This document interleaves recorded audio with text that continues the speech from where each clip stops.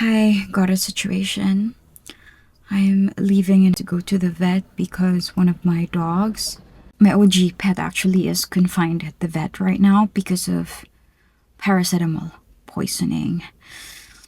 So, what happened yesterday was that my mom said it has been very sick and had fever, and she just couldn't be at ease with it. So, she gave it some sort of first aid, and it was paracetamol biogesic, unfortunately. Before I go into further details, would you mind if I share her story with you? I've entitled this as The Encounter Episode 1 because this is where it all started 11 years ago. This was 11 years ago, back when I didn't have any pets, and definitely nothing like the little shelter that I have right now set up at home. I was still young at that time. I was just 20. Honestly, I was just, I mostly cared about myself, and I haven't really yet tapped on the deep compassion that I now have for animals. It wasn't until Pascal came into the picture. She's been adopted by this family that I was living with at the time. Not my real family, by the way.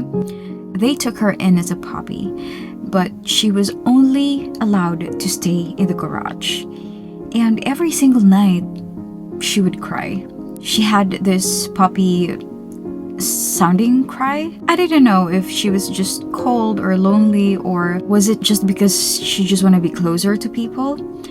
But that sad little puppy's whimper just broke my heart, and I couldn't sleep because of that. Eventually, I did ask the family if I could just take Pascal home to my parents' house, and that was it.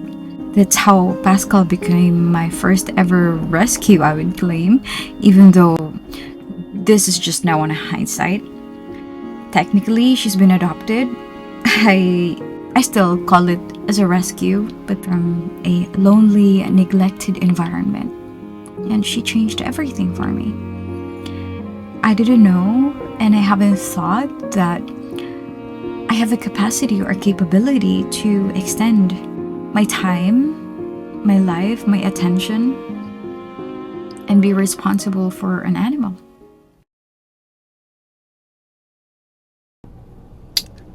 I just arrived.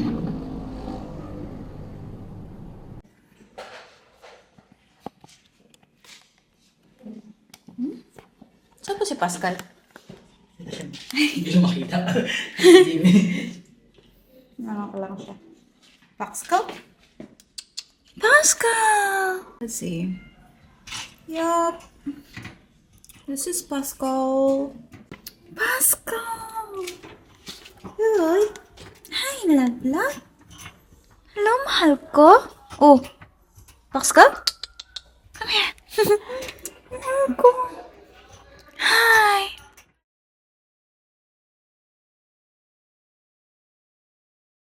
In 2022, I took Pascal with me when I moved out of my parents' house, and that's into my own place, which eventually turned into a mini foster home. And because of this setup, with me constantly taking a new puppy and rescue dogs, Pascal wasn't exactly thrilled. She got grumpy and just really wanted her own space. She would not like it when a new dog would come too close her. She wasn't very welcoming, and I understood. I didn't really know what to do about it at first until there was this time when I had to send Pascal back to my parents' place so they could look after her. And wow, she was so happy. She was going up and down of the stairs, like sniffing every corner of it. It's like remembering all of the favorite spots that she had when she was little. She looked so at home that I just really didn't have the heart to take her back with me.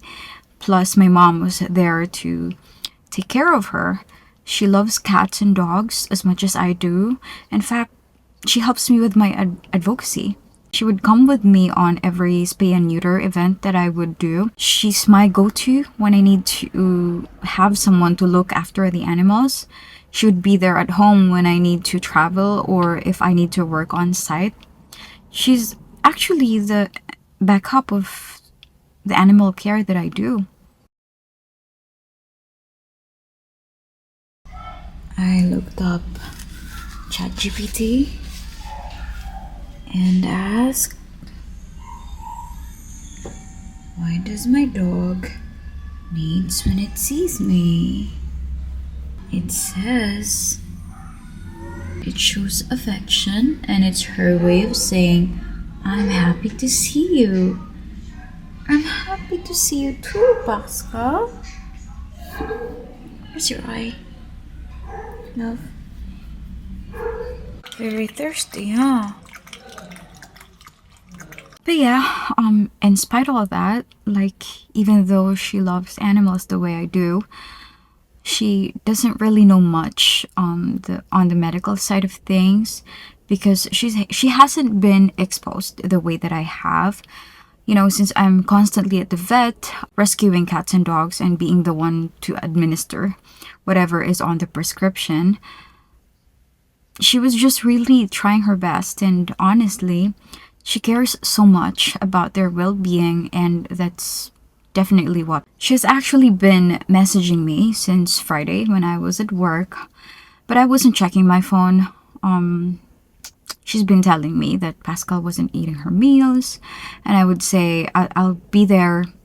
But then the next day, she texted me saying that she gave Pascal paracetamol, and I only saw that message hours later because I was asleep from work. Like 7 hours has already passed, and I immediately panicked.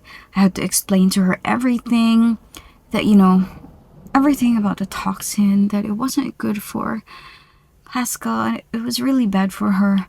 And I told her to rush Pascal right away to the vet, which thankfully she did. They run tests, the blood work, and the whole thing. And oh boy, Pascal already had jaundice. Her liver and kidney weren't in good shape, and she's also anemic. The doctor suspects that the anemia and the kidney disease were probably already there prior to the paracetamol intake, which explained her lethargy and lack of appetite even before the incident. I've not eaten, Pascal. Come on. Here. Here, love, love. Hi, Pascal, my girl. Hi, my love. I love you so much, my love. I really love you so much, Pascal.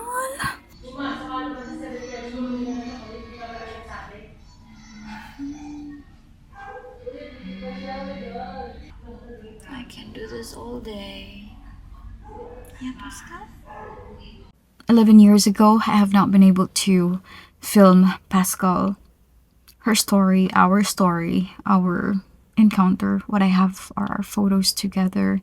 And I'm glad that the channel exists now and that I'm still able to tell Pascal's story, which is really special. And she's a very affectionate dog. No? You don't like?